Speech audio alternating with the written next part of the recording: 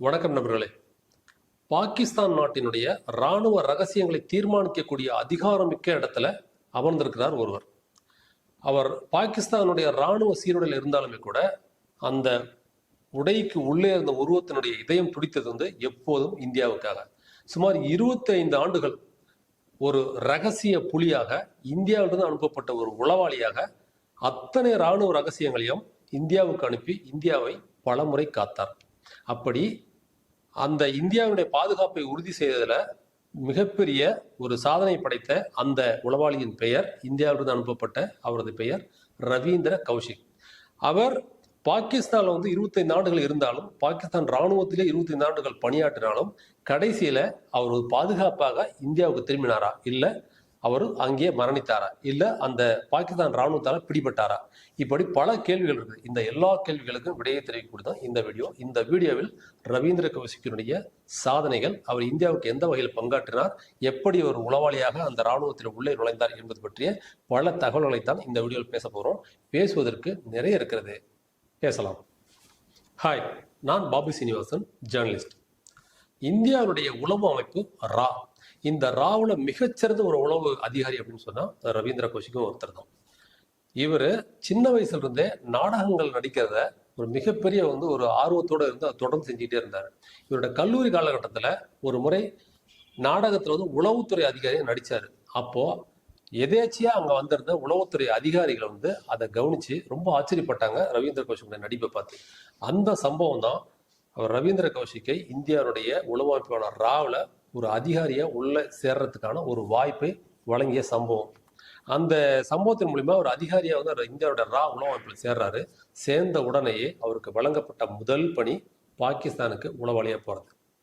பாகிஸ்தானுக்கு உளவாளியா போகணும்னாக்க கம்ப்ளீட்டா ஒரு பாகிஸ்தான் நபராகவே மாறணும். அவருடைய உடல் மொழி, அவர் உருது மொழி கத்துக்கிறது, அவருடைய ட்ரெஸ் கோடு கம்ப்ளீட்டா எல்லாமே அந்த இஸ்லாமிய மத சடங்குகள் அப்படின்னு சொல்லிட்டு எல்லாத்தையும் கத்துக்கிட்டு முழு பாகிஸ்தானியராக மாறணும். அப்படி ஒரு முழு பாகிஸ்தானியராக மாறுவதற்கு 2 வருடங்கள் அவர் பயிற்சி கொடுக்கப்பட்டது. அந்த பயிற்சி முடிஞ்ச உடனே கடந்த 1975ஆம் ஆண்டு ரவீந்திர கௌஷிக் இந்திய உளவாளியாக பாகிஸ்தானுக்கு அனுப்பப்பட்டார். பாகிஸ்தானுக்குள்ள உளவாளியாக நுழைந்த ரவீந்திர கௌஷிக் அவர் பண்ண முதல் வேலை என்னன்னா, அங்க இருக்கக்கூடிய ஒரு கல்லூரியில சட்ட படிப்புல போய் சேர்ந்தார். அந்த படிப்பை முடிச்ச உடனே அங்க இருக்கக்கூடிய இராணுவத்துல ஒரு சாதாரண கடைநிலை ஊழியரா கிளர்க்கா பணியில சேர்ந்தார். அவருடைய படிப்படியா உயர்ந்து மேஜர் அப்படின்ற அந்தஸ்துக்கு உயர்ந்தார். அந்த இராணுவ ரகசியங்களை அத்தனையும் முடிவு பண்ணக்கூடிய அதிகாரமிக்க பதவி அந்த மேஜர் பதவி. அந்த மேஜர் பதவியில போய் அமர்ந்த அந்த காலகட்டத்துல தான் அவர் அங்க இருக்கக்கூடிய பாகிஸ்தானை சேர்ந்த ஒரு பொண்ணையே கல்யாணமும் பண்ணிக்கிட்டார். இதுல ரொம்ப ஆச்சரியமான விஷயம் என்னன்னாக்க, தன்னுடைய மனைவிக்கே இவர் இந்தியாவிலிருந்து அனுப்பப்பட்ட ஒரு உளவாளி அப்படின்றது தெரியாது. அதிகாரமிக்க மேஜர் பதவியில் இருந்த ரவீந்திர கௌஷிக் பாகிஸ்தான் இராணுவத்தினுடைய அத்தனை ரகசியங்கள், அந்த கோப்புகள், வரைபடங்கள் அப்படின்னு சொல்லிட்டு எல்லாத்தையும் தொடர்ந்து கடந்த 1979 இருந்து 83ஆம் ஆண்டு வரைக்கும் தொடர்ந்து இந்தியாவுக்கு அனுப்பிச்சுக்கிட்டே இருந்தார். அப்படி அவர் அனுப்பப்பட்ட அந்த தகவல்கள் இந்தியாவுக்கு மிகப்பெரிய பலனை கொடுத்தது. குறிப்பா சொல்லணும்னாக்க ராஜஸ்தான் எல்லை பாதுகாப்பு சம்பந்தப்பட்ட ஒரு சம்பவம். அந்த சம்பவம் மிகப்பெரிய வெற்றியை இந்தியாவுக்கு தேடித்தந்தது. அது ரவீந்திர கௌஷிக்கினால். அந்த சம்பவம் என்னன்னா, கடந்த 1980களின் தொடக்கத்துல பாகிஸ்தான் இராணுவம் ராஜஸ்தான் மாநில எல்லைக்குள்ள புகுந்து அங்க முக்கியமான சில பகுதிகளை அவங்க ஆக்கிரமிக்கிறதுக்கு திட்டமிட்டிருந்தாங்க. இதுக்காக அவங்க மிகப்பெரிய ஒரு பிளானை போட்டு வச்சிருந்தாங்க. அந்த பிளான் அத்தனையும் முடிவு பண்ற இடத்துல இருந்தவர் ரவீந்திர கௌஷிக். அவர் மேஜரா இருந்ததுனால எந்த இடத்துல ராஜஸ்தானுடைய எல்லையில இவங்க இந்த பாகிஸ்தான் ராணுவம் எந்த இடத்துல நுழைய போறாங்க, எத்தனை பெட்டாலியன் கம்பெனிஸ் உள்ள வர போறாங்க, அவங்க வரும்போது அவங்க கையில என்ன மாதிரியான ஆயுதங்கள் வச்சிருக்கிறாங்க அப்படின்றத அந்த வரைபடம் முதல் கொண்டு அத்தனை தகவல்களையும் இந்தியாவுக்கு முன்கூட்டியே அவர் அமைச்சிருந்தார். இந்த தகவல் அத்தனையும் தெரிஞ்சுக்கிட்ட இந்திய ராணுவம் முன்கூட்டியே அவங்க என்ன பண்ணாங்க, முன்னெச்சரிக்கை வழியாக நம்ம இந்திய படைகளை கொண்டு போயிட்டு அந்த இடத்துல குறிப்பிட்ட இடத்துல நிறுத்தி வச்சிருந்தாங்க. இது தெரியாத பாகிஸ்தான் ராணுவம் அவங்க தயார் நிலையில ஆக்கிரமிப்பு செய்யறதுக்காக அவங்க உள்ள வர்றாங்க. அப்படி உள்ள வரும்போது தயாராக இருந்த இந்திய படைகளை பார்த்து அவங்க அதிர்ச்சி அடைகிறாங்க. அதனால அவங்களுடைய ஆக்கிரமிப்பு நடவடிக்கை கைவிட்டுட்டு அப்படியே பேக் அடிச்சு போயிடுறாங்க.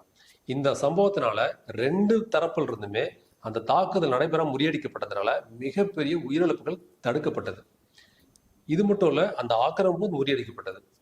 இந்த மாதிரி ரவீந்திர கௌஷிக் வந்து இந்த பாகிஸ்தான் ராணுவம் அவங்களுக்கு தேவையான ஆயுதங்களை வந்து எந்த நாட்டில இருந்து வாங்குறாங்க, அவங்க எவ்வளவு செலவு பண்றாங்க, அவங்களுடைய பொருளாதாரனுடைய பின்னணி என்ன, இப்படின்ற எல்லா தகவல்கள் குறித்தும் நம்ம இந்திய ராணுவத்துக்கு அவர் தொடர்ந்து அனுப்பிச்சுக்கிட்டே இருந்தாரு.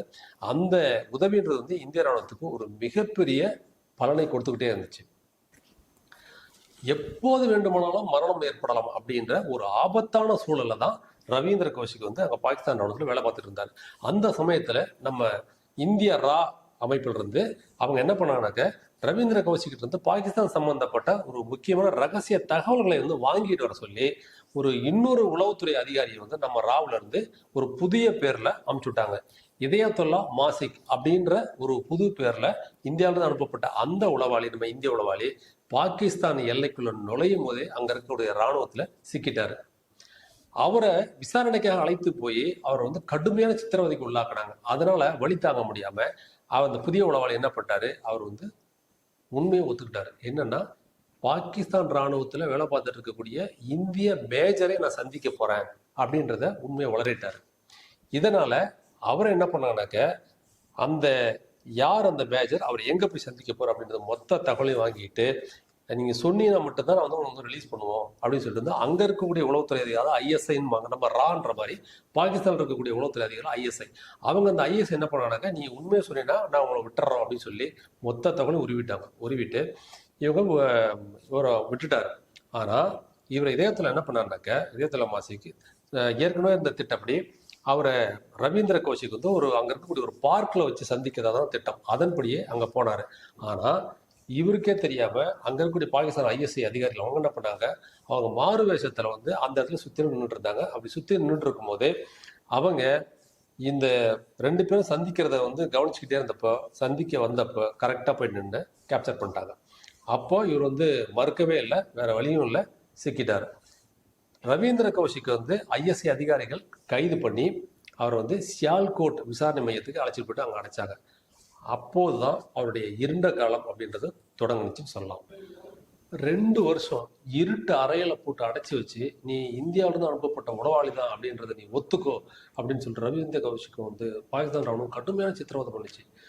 ஒத்துக்க மாட்டேன்னு சொல்லி கடைசி வரைக்கும் அடம்பிடிச்சதுனால அவருக்கு வந்து கரண்ட் ஷாக் கொடுத்து பார்த்தாங்க. அதுலேயும் அவர் சொல்லலை. கடைசியாக தண்ணி கொடுக்க மாட்டோம், சாப்பாடு கொடுக்க மாட்டோம்னு சொல்லிட்டு வந்து அதையும் கட் பண்ணாங்க. அப்படி இருந்தும் மரணத்துடைய விளிம்பிக்கே போயும் கூட, நான் வந்து இந்தியாவில் தான் அனுப்பின உளவாளி கிடையாது, நான் பாகிஸ்தானி தான் அப்படின்னு சொல்லி கடைசி வரைக்கும் வந்து தன்னுடைய பேச்சு வந்து உறுதியாகவும் இருந்தார், காட்டி கொடுக்கவே இல்லை. ஆனால் பாகிஸ்தான் ராணுவம் வந்து தொடர்ந்து இந்தியாவோட ரகசியத்தையாவது சொல்லு அப்படின்னு சொல்லிட்டு வந்து எவ்வளோ துன்புறுத்தி பார்த்தாங்க. அசரவே இல்லை, கடைசி வரைக்கும் சொல்லவே இல்லை. கடைசியாக அவர்களுடைய இந்த சிறையில் இருக்கும்போது வந்து தன்னுடைய தந்தைக்கு வந்து இந்தியாவில் இருக்கக்கூடிய தன்னுடைய தந்தைக்கு வந்து ஒரு லெட்டர் எழுதினார். அந்த லெட்டரில் அவர் என்ன குறிப்பிட்டிருக்காருன்னா, என்னுடைய வாழ்நாள் மொத்தத்தையும் இந்தியாவுடைய பாதுகாப்புக்காக ஒரு உளவாளியாக இருந்து நான் வந்து அர்ப்பணிச்சிருக்கிறேன் அப்படின்றதுல நான் ரொம்பவே பெருமைப்படுறேன். ஆனால் அதே சமயத்தில் இதுவே நான் இந்தியாவுக்காக இல்லாமல் அமெரிக்காவுக்காக அந்த உளவு வேலையை பார்த்துருந்தேனாக்கா இந்நேரம் 3 நாளில் வந்து என்னை மீட்டிருப்பாங்க. ஆனால் இந்தியா வந்து என்னை இது வரைக்கும் மீட் பண்ண எந்த முயற்சியும் பண்ணலன்றது எனக்கு பெரிய வருத்தத்தை தருது அப்படின்னு சொல்லிட்டு வந்து ஒரு லெட்டர் இருந்தார். அவரை மீட்கிறதுக்கு கௌஷிகனுடைய தந்தையும் வந்து எவ்வளோ போராடி பார்த்தார், கடைசி வரைக்கும் அவரால் மீட்கவே முடியல. ஆனால் இந்த பாகிஸ்தான் ராணுவம் கொடுத்த வந்து அந்த சித்திரவதையினால அவருடைய உடல் நலிவுற்று அவர் வந்து சாப்பாடு கொடுக்காம தண்ணி கொடுக்காம வந்ததுனால அவர் வந்து இரத்த சோகை வந்து கடைசியில் வந்து அந்த 18 ஆண்டு கால சிறை வாழ்க்கை சித்திரவதைக்கு அப்புறம் அந்த சிறையிலேயே அவர் வந்து இறந்து போயிட்டார். இறந்து போன பிற்பாடு அவர் ஏற்கனவே பாகிஸ்தான் ராணுவத்துக்கு வந்து அவர் வந்து மேஜராக இருந்தார் அப்படின்றதுக்காக எந்த சலுகை அவருக்கு அளிக்கப்படல. அவர் இந்திய உளவாளி அப்படின்ற அந்த ஒரே காரணத்துக்காக அவர் உயிரிழந்த அந்த சிறைக்கு பின்னாடியே இருந்த ஒரு சின்ன சாதாரண ஒரு இடத்துல ஒரு ஒரு அனாதை பணத்தை புதைக்கிற மாதிரி வந்து ஒரு இடத்துல வந்து அவரை புதைச்சிட்டாங்க. அவர் இறந்து போனதை அவங்க குடும்பத்தில் இருக்கவங்க யாருக்குமே கூட வந்து சொல்லவே இல்லை, காமிக்கவும் உடலை பார்க்கறது கூட அனுமதிக்கல. அந்த மாதிரி வந்து தன்னுடைய சித்திரவதை மொத்தத்தையும் வந்து அந்த 18 ஆண்டு காலம் அனுபவிச்சு இந்தியாவுக்காக ஒரு உளவாளியாக இருந்து அங்கேயே வந்து அவர் மரணித்து போன அந்த ஒரு அன்சங் ஹீரோ தான் இந்த ரவீந்திர கௌஷிக். தன்னுடைய 49வது வயசுல கடந்த 2001ஆம் ஆண்டு பாகிஸ்தான் சிறையிலேயே மரணம் அடைந்த இந்த கொண்டாடப்படாமல் வாழ்க்கை முடிந்து போன இந்த இந்திய உளவாளியான ரவீந்திர கௌஷிக், இவர் மட்டும் இல்லை, உளவாளியாக இருக்கக்கூடிய அத்தனை பேருடைய எல்லாருடைய வாழ்க்கையுமே இப்படி ரகசியமாகவே இருந்து அவங்களுடைய மரணம் கூட ரகசியமாக முடிந்து போகிறது அப்படின்றது பெரும் சோகத்துக்குரிய செய்தி. ஆனால் இவர்கள் எல்லாருமே இவர்கள் கொண்டாடப்பட வேண்டியவர்கள் மட்டுமல்ல, நம்முடைய வணக்கத்துக்குரியவர்கள் அப்படின்றது நம்ம எல்லாருமே நமக்கு தெரிஞ்சு கொண்ட ஒரு விஷயம்தான். இந்த ரவீந்திர கௌஷிக் பற்றி இந்தியாவுக்காக பாதுகாப்புக்காக இவ்வளோ தூரம் தன்னோட உயிரை பணையம் வச்சு நின்று 25 ஆண்டு காலம் பணி செஞ்ச அவருடைய வாழ்க்கை நம்ம சல்யூட் வைக்கலனாலும் குறைந்தபட்சம் அவருடைய நினைவில் கொள்ளும் அப்படின்றது என்னுடைய கருத்து. இந்த ரவீந்திர கௌஷிக்கினுடைய சந்தித்த சவால்கள் அல்லது அவர் இந்தியாவுக்கு அவர் ஆற்றிய அந்த பங்களிப்பு பற்றி நீங்கள் என்ன நினைக்கிறீங்க? உங்களுடைய கருத்துக்களை பதிவிடுங்க. அதுவரை அடுத்த வீடியோவில் சந்திக்கலாம். பாய்.